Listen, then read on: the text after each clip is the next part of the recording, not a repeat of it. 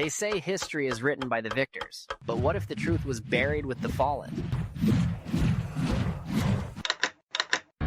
Every secret leaves a trace, if you know where to look. This is The Broken Truth, decoding history, one broadcast at a time. The Broken Truth Podcast, where history meets conspiracy. Every case tells a story. Every story hides a lie.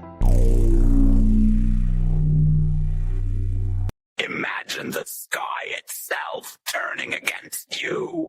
A global light show. Holograms of deities. Thunderous voices echoing from satellites. And the world falling to its knees, believing the end has come. But what if it was all a projection? Welcome back to the Broken Truth Podcast. I'm your host, Garrett, and today we're going to dissect one of the most chilling government theories ever proposed, Project Bluebeam. What if the apocalypse itself could be engineered? According to this theory, NASA and global intelligence agencies might be preparing the greatest deception in human history, a staged second coming, powered by satellites, holograms, and psychological warfare. If you've ever questioned whether faith, fear, and technology could collide to control the masses, this episode is for you. Before we begin, make sure you're following the Broken Truth Podcast wherever you listen so you never miss an episode. Like this video or leave us a review if listening, and you believe the truth deserves to be heard, as it really helps the algorithm share our content with more people. And finally, join our Discord community for avid conspiracy theorists like yourself, where the conversation continues long after the show. The second coming has arrived.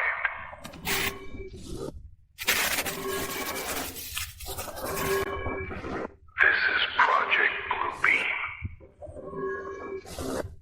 This episode is special because we're not going at it alone. Joining me tonight is the mind behind Conspiracy Factor, Spencer. Spencer, the host of Conspiracy Factor, is a new show that's been tearing open the curtain on everything conspiracy. Together, we're diving into one of the most provocative theories ever documented, Project Bluebeam, the coming fake apocalypse. Welcome to the show, but before we get into the meat of tonight's discussion, I want to step back for a moment. For the audience tuning in who might be discovering you for the first time, what originally pulled you into this world of hidden history and conspiracy? So for me, like many others, I believe it was John F. Kennedy's assassination. That's what pulled me into the world of conspiracy theories. On my show, I kind of prove some of the facts in my season 1 JFK. And I knew if they could lie then, they could lie prior to that, and they've been lying ever since. So conspiracy theories have their hooks in me deep. So interesting. So when you say they, who do you mean by they? Because there's a lot of concepts around they. Yeah, there is. I think we know who they is, and it's the powers that be, I think, is the best way to describe them. Right, the puppet masters behind the curtain that are controlling most of the world today. Okay, so the puppet masters, in my perspective, be referred to something as the Masons or the Illuminati or the Cabal or something like that, or the deep state. Yeah. Okay. All right. Hey, awesome. I'm right there with you. Right there with you, Spencer. I love it. So what kind of made you decide to start the Conspiracy Factor and give it a voice to these kinds of investigations? So there's a couple of things. I've listened to several other podcasters that I love, and I'm like, I ought to get into that. I think I could do that, and I think I've got a point of view and a perspective that most people haven't looked at or thought about. And so throughout the course of watching all the JFK things you can find on YouTube or Amazon or wherever, or reading everything and listening to every podcast, I thought it was my turn to give my spin on it, my spin particularly being the truth, and hopefully open a few people's eyes to it. Love it. I know, your first season JFK is dropping this Friday? Yep, Halloween. Okay, this Friday the 31st. I'm not sure if this episode's going to be quite then, but I'll make sure to link to your first season in our description so our viewers can check you out. Awesome. All righty. Well, before we get started here, give you a little context of how this video is going to roll. So my AI assistant Aura will be introducing a synopsis of each topic covered tonight, and then we'll be discussing our deep dive research with you. In 1994, Serge Monast, a Canadian investigative journalist, published Project Bluebeam. His report alleged that global institutions intended to manipulate faith and perception through technology, beginning with the falsification of archaeological discovery, then simulating the Second Coming, using holograms projected into the atmosphere. Monist's mysterious death 2 years later, officially from cardiac arrest, deepened the myth. Let's examine his life, his claims, and the four-phase blueprint he described. Who was Serge Monast? Serge Monast was a Canadian investigative journalist, poet, and conspiracy researcher, born in 1945 in Quebec. In the early 1990s, he began publishing politically charged exposés about global control systems and secret societies. His most famous works are Project Bluebeam, 1994, and The New World Order in 1995, both self-published in French before being translated and circulated through early online conspiracy networks. Monast positioned himself as a defender of Christian freedom against technocratic globalism. His writing accused NASA, the United Nations, and the Vatican of plotting a staged second coming, using technology to establish a global religion and government, what he called the ultimate psychological operation. So was Serge Monast's death natural, or was it silencing him? He died suddenly in December of 1996 from what was officially recorded as a heart attack, just 2 years after releasing Project Bluebeam through NASA. Conspiracy circles claim his death was not natural.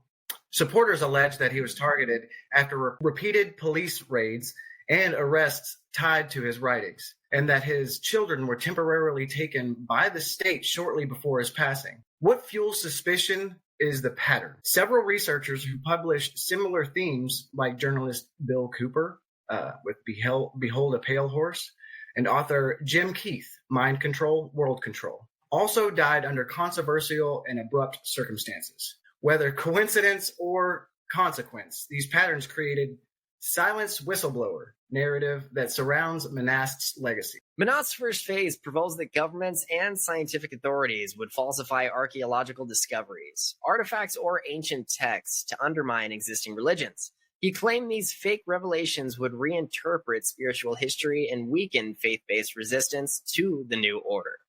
In modern context, this would mirror how narratives can be shaped through selective media coverage, academic bias, or technological forgery, such as AI-fabricated ancient inscriptions or manipulated satellite imagery of supposed biblical sites. The core idea is to destroy the old belief systems, then introduce the new one. Now we can move on to the holographic space show, so to speak. This is the most famous part of Project Bluebeam. Monast claimed that satellites would project 3D holograms of religious figures, Jesus, Buddha, Muhammad, Krishna, into the sky above each region of the world. The images would merge and align into a single universal God, convincing humanity of a divine event. Today, we know atmospheric holography exists in limited forms, such as Japan's Sky Canvas project or China's aerial floating city illusions. These use ionized particles or drone synchronized light projection. In theory, large-scale satellite lasers could project or reflect imagery across clouds. Though global synchronization remains implausible, still, the concept eerily foreshadowed modern display technology and mass optical manipulation. According to Monast, the next step involved electronic telepathy, the use of low-frequency radio waves or microwaves to transmit thought-like messages directly into the human mind. He referred to this as the voice of God technology, claiming it would mimic divine communication and create mass obedience. Science does acknowledge the microwave auditory effect, first documented by Dr. Alan Frey in 1962, where certain frequencies can produce perceived sounds inside the skull without external speakers. Declassified U.S. military research confirmed the phenomenon in limited ranges, primarily signaling. While there's no proof of global-scale development, the existence of this principle keeps the voice of God claim within speculative plausibility. Monast's fourth and final phase described the ultimate objective. After the staged global revelation, humanity would accept a new world order, a centralized religion system and political authority designed to replace all nations. He linked this to the United Nations agenda, claiming it would unite finance, religion, and surveillance under one digital infrastructure. Today, we see shades of that prediction in globalization trends, centralized banking systems, biometric IDs, expanding digital governance frameworks. Whether these are coordinated or coincidental, they echo Monast's warning about trading sovereignty for stability. Was Monast predicting real tech or blending sci-fi with paranoia? The truth likely lies in between. Monast extrapolated real technological developments and psychological warfare research into an apocalyptic narrative. He wasn't inventing from nothing. HAARP, microwave research, and early holographic patents all existed in the 1980s and 1990s, but he interpreted them through a spiritual lens, warning that mankind's faith could become the next battlefield. In that sense, Project Bluebeam isn't just a prophecy or paranoia. It's a reflection of how technology and belief can merge into a single instrument of control. The early 1990s were fertile ground for theories like Bluebeam.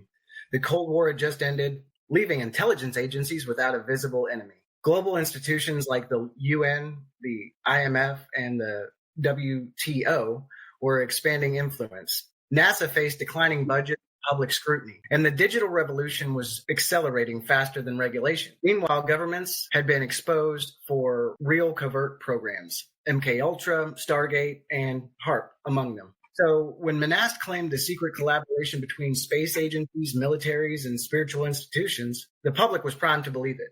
He simply connected the threads of his era's greatest anxieties: faith, science, and control. So that's the foundation Serge Monast laid out. 4 chilling stages of a man-made apocalypse. The theories are one thing, execution is another.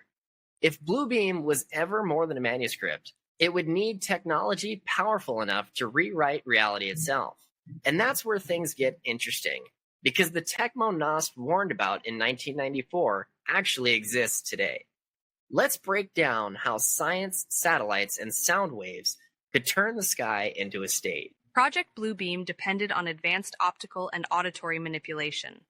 The concept draws from legitimate military research, HAARP's ionospheric experiments, microwave auditory effects documented by Dr. Alan Frey in the 1960s, and DARPA's early holographic display project. From atmospheric light projections to directed energy communication, each technology forms part of the legend. Let's explore which of these are real and which remain theoretical. The foundation of Project Bluebeam's space show rests on the idea that holographic projections could one day fill the sky. Japan's Sky Canvas project, which was launched by AILCO, uses microsatellites that release metal particles into the atmosphere, burning on re-entry to produce colored light streaks, essentially artificial shooting stars. It's entertainment science, not religious theater.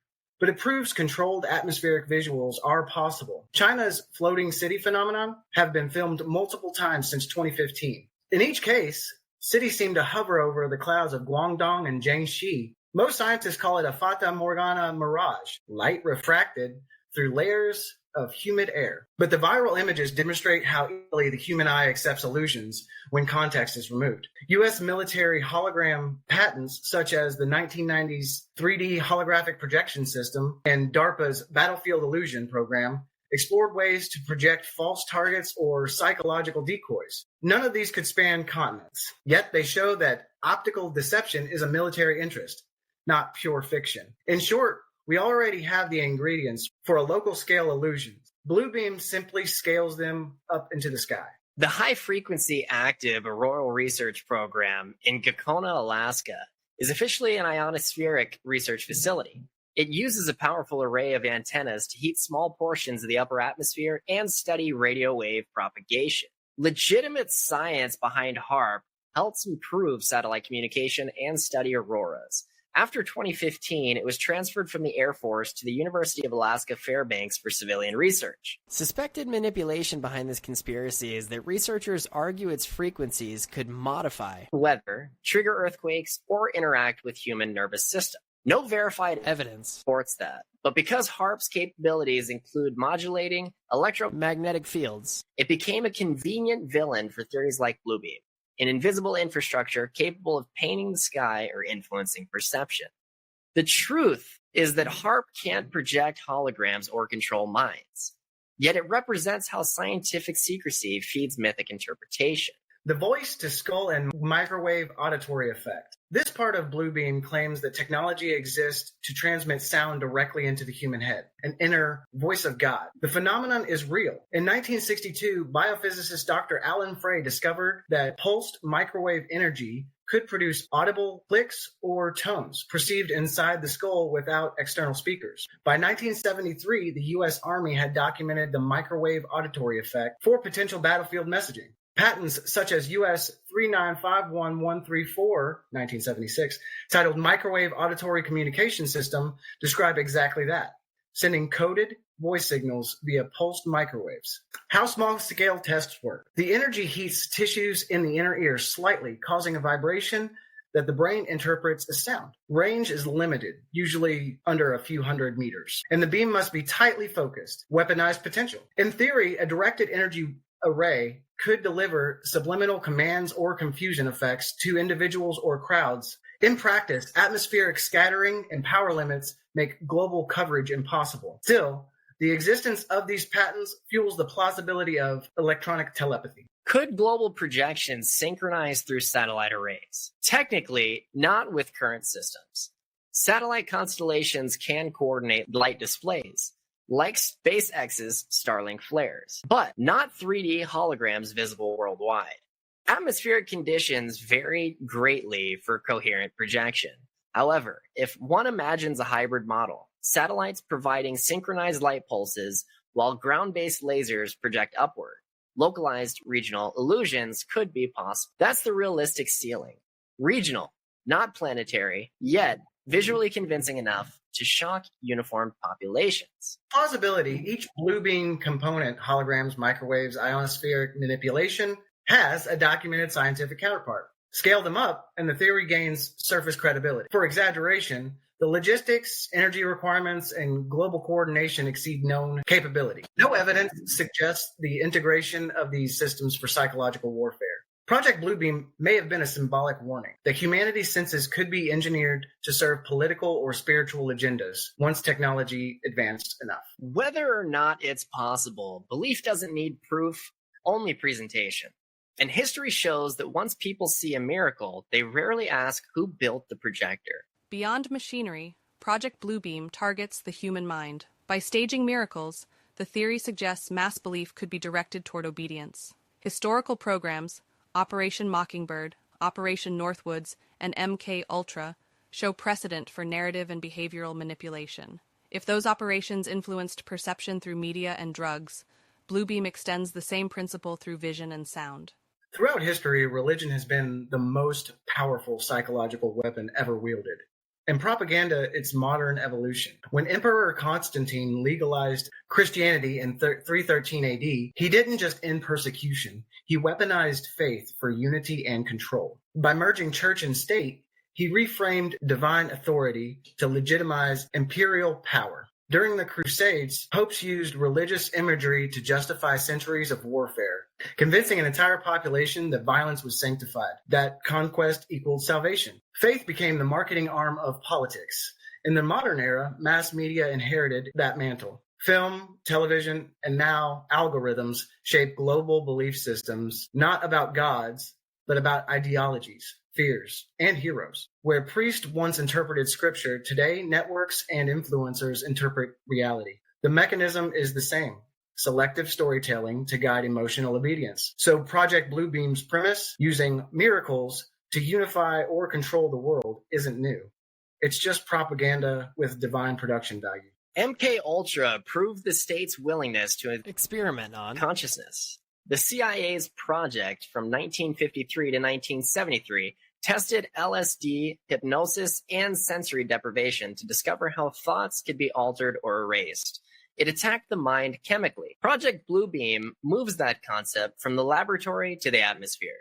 Instead of chemicals, it uses perception itself, sights and sounds, as the delivery system.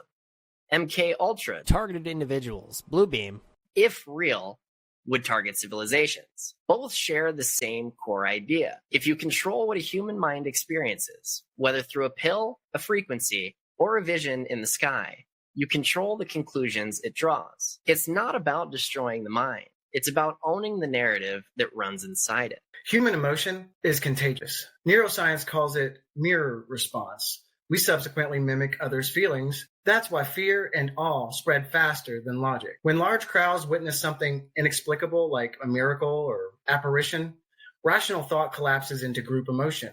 History records mass visions at Fatima in 1917, where thousands claimed to see the sun dance in the sky. Whether meteorological or mystical, the effect was real. Panic, tears, conversion. Project Bluebeam weaponizes this principle. A holographic vision doesn't need to be perfect. It only needs to trigger emotional contagion. Once fear, awe, or divine recognition takes hold, belief reinforces itself. The event becomes self-validating. That's the genius of engineered miracles. They don't need to convince your mind, only your senses. Could Bluebeam unify faiths or fracture them further? Manas suggested Bluebeam would unify religions under one false savior, but psychologically it might do the opposite. Each faith has distinct expectations for its messiah. Jesus, Mahdi, Maitreya, Krishna. If projected simultaneously, each population might see its own reflection, a perfect tailor-made vision. In that sense, Bluebeam wouldn't unify the world through faith. It would fracture it through revelation. Each group would claim authenticity, while elites play the role of mediator, guiding humanity toward a neutral one-world belief. Chaos breeds consolidation. Division leads to dependency, and that's exactly how control is maintained. This is where the line between theology and technology dissolves. If science can manufacture a vision that feels spiritual, does authenticity matter? Is divine defined by source or by effect? A holographic Christ that inspires peace might do more good than a real prophet ignored by the masses. A fake miracle that ends war could still unite billions. But once truth becomes irrelevant, replaced by utility, we enter moral freefall. Because whoever controls the machinery of revelation controls morality itself. That's the philosophical horror at the heart of Project Bluebeam. The idea that God could be replaced by graphic. We're already living in a proto-Bluebeam age. Virtual UFO videos spread faster than official statements. AI-generated miracle footage racks up millions of views before anyone can verify it. Even NASA's legitimate discoveries are now filtered through conspiracy algorithms and edited TikTok montages that blur fact and fantasy. The 2023 to 2025 UAP disclosures, combined with sudden mainstream coverage of extraterrestrial themes, mimic the conditioning staged Manas described, preparing the public for a sky event no one can question. In other words, we no longer need satellites to fake revelation. Social media already projects miracles into global consciousness daily, and the audience conditioned by repetition no longer distinguishes simulation from salvation. And maybe that's the final irony. Bluebeam didn't need to launch rockets or deploy holograms. The illusion already exists in our pockets, on our screens, and in our minds. So the question isn't whether they could stage a miracle, it's whether they already have. Today, illusion no longer requires satellites, only screens. Deep fakes, augmented reality filters, and AI voice replication now simulate reality with precision once reserved for science fiction. When coupled with real satellite imaging and social media algorithms, the infrastructure for global illusion already exists, decentralized, invisible, and voluntary. Deepfake technology has made Project Bluebeam no longer a prophecy, but a metaphor. Artificial intelligence can now generate ultra-realistic faces, voices, and events that never occurred. The same algorithms that let studios resurrect deceased actors can also create live footage of politicians announcing wars, religious figures performing miracles, or UFOs descending over cities, all in 4K, all believable. In 1994, Manast warned of a holographic apocalypse. Today, the holograms are digital, broadcast not from satellites but from smartphones. Instead of projecting illusions into the sky, we project them into our own retinas through screens. Deepfake culture is Bluebeam, decentralized, democratized, and invisible. We now live inside a convergence where entertainment dictates belief, politics borrows spectacle, and religion adapts to virality. Political rallies resemble concerts. News anchors use cinematic soundtracks. Churches live stream with lens flares and AI-generated backdrops of angels. When fake miracles trend, like bleeding statues, angel apparitions, or AI-generated Signs from God. millions experience emotional reactions before verifying authenticity. The collective psyche no longer waits for evidence. It reacts to narrative. The modern mind treats information like theater. As long as it feels true, it is true. Bluebeam's essence isn't technology. It's the fusion of performance and perception, and we've already perfected that formula. Global readiness for mass illusion. Why skepticism has eroded. After 2 decades of constant crisis, pandemics, wars, political upheavals, and viral misinformation, global skepticism has mutated. People are no longer skeptical, they're numb. Information overload causes what psychologists call cognitive fatigue. The brain stops fact-checking and simply accepts whatever offers coherence. Add to that a generation raised on CGI, augmented reality games, and digital influencers who aren't real, and you get a population trained to suspend disbelief by default. We are emotionally primed for large-scale illusions because we crave meaning amid chaos. When the next Divine Sky event appears on every screen, most won't analyze it. They'll share it. Since 2020, the Pentagon has steadily released UAP, or Unidentified Aerial Phenomena footage, officially acknowledging objects defying known physics. These sanitized revelations drip into mainstream media every few months, just enough to normalize the idea of something beyond human control. The psychological result is acclimatization. The more often we see official channels discussing non-human craft, the less shocking a future sky event becomes. Bluebeam theorists argue this is phase 1, preparing the collective imagination for a controlled revelation. Whether or not that's true, the conditioning is measurable. Disbelief is turned into curiosity, and curiosity into expectation. Humanity is waiting for a show. Psychological fatigue. Constant exposure to end-of-world media. Our entertainment diet is apocalyptic. Streaming series about plagues, invasions, and divine judgment. 24-hour news cycles predicting economic collapse or war. The constant barrage of doom imagery dulls critical thinking and heightens passive acceptance. When every headline screams catastrophe, a real one feels routine. This fatigue creates a paradox. People crave hope but are addicted to fear. That emotional duality is exactly what an engineered event could exploit.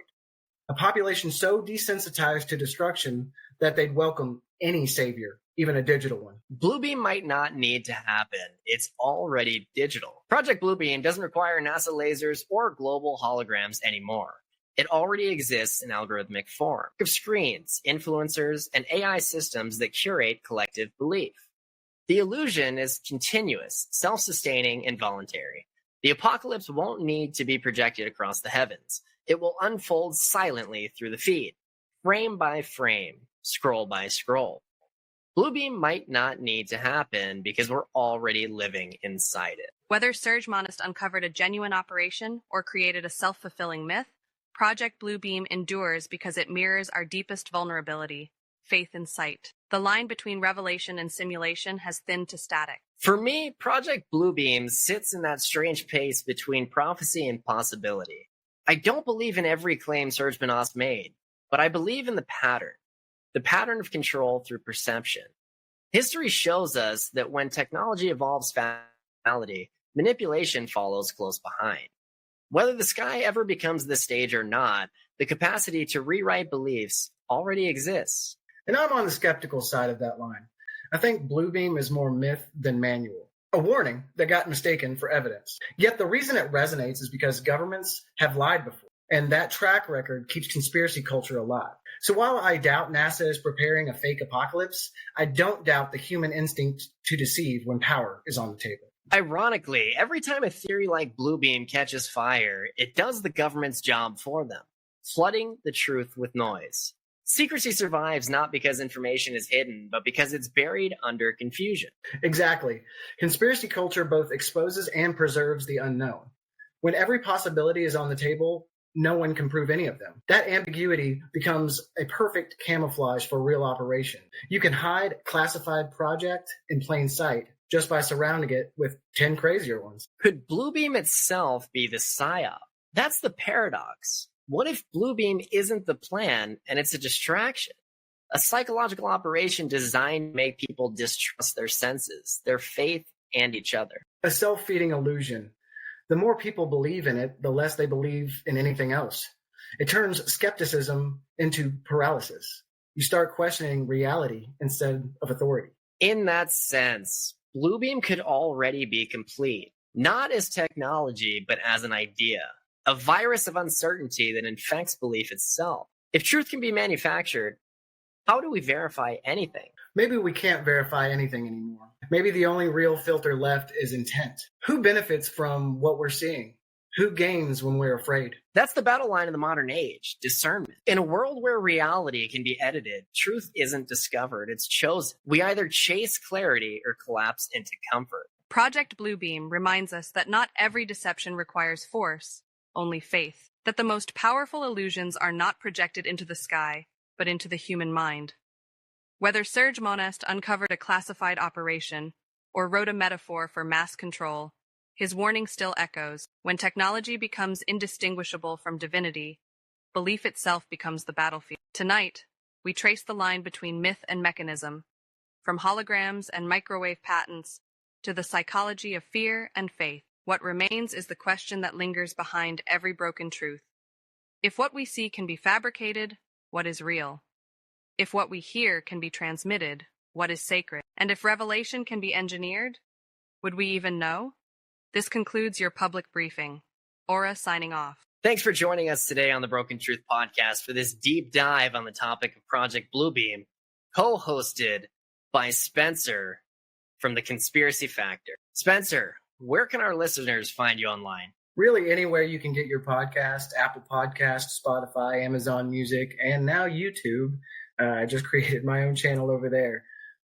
Just search The Conspiracy Factor and you'll find me. Well, Spencer, thanks for joining us today. I really appreciate your time. Look forward to having you on the show and doing some more content with you in the future. I'll make sure to link to all of your content in the show notes link that's going to be in the description of this podcast. Thank you. It's been great. In a world built on hidden histories and half-truths, we've only just begun to peel back the layers. Because what you've heard tonight was never meant to be known, but you were meant to find it. If you're ready to go deeper, leave us a review, comment your thoughts, share this episode, and step inside the archives. Join the inner circle, where the real evidence is kept. This is the broken truth, because the truth isn't whole, it's broken.